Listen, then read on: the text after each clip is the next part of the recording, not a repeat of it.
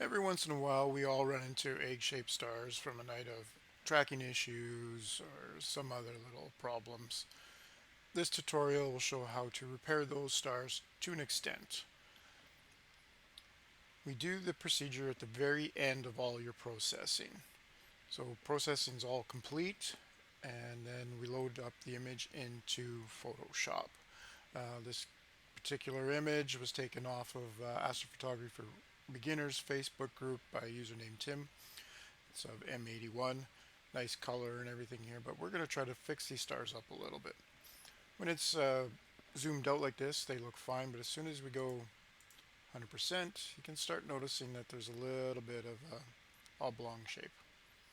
So we're going to see if we can fix those up a bit. And we'll zoom in a little bit more even. Have our star here to work on. So what we're going to do to start is we're going to make multiple copies of the original background layer here. So we'll just drag it over to the plus, and we'll do that a couple more times. I'm going to rename this one just to main. We'll call this one repair 1, and we'll call this repair 2. Okay, so what we're going to do to start is we're going to change the blending mode of repair 1 and repair 2 to darken. Right now they're set at normal, so we're going to change this to darken. So just click on where it says normal there, brings up this here, drop down menu and darken, and then repair 2, normal, change it to darken. So now you'll see repair 2 is darken, repair 1 darken, and main is set to normal. Okay, so we'll start with repair 1, and we're going to go to filter, click on that, other, and then over to offset.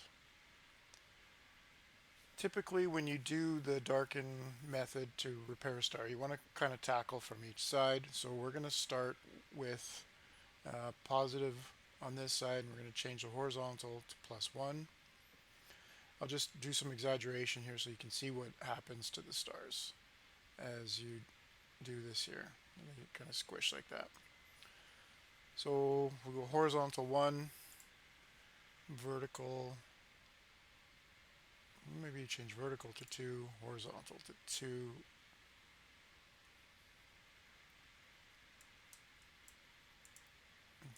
can see how it changes right there already. I'll hit OK. Now to remove this, it's got that little bit of a sort of processed look there. Just change our opacity level a little bit. I'm going to soften that out a bit. I'm going to do too much because we want to keep that sort of the roundness to the stars there. That might be the best we can get for here. And in this case, we might not even need to do any adjustments from the other side, but we'll take a peek at filter, other, offset. This is on repair layer 2. And I'll set these back to 0. And we'll see if we make some adjustments coming from the other side. This will be the negative this time. And if we apply 1 and 1, that's quite a bit, but once again, we'll change the opacity. We'll drag that a little bit to make it a little more round as much as we can. I think we'll kind of leave it at there, about 25-30% for that one. And this is about 86% here. And what we'll do is we'll combine all these layers, and if we just flash back and forth, you can see that the egg-shaped stars are brought down quite a bit to round 100%. It fixes them up quite a bit. Doesn't make them perfect. It's no substitute for, great tracking or auto guiding or anything like that.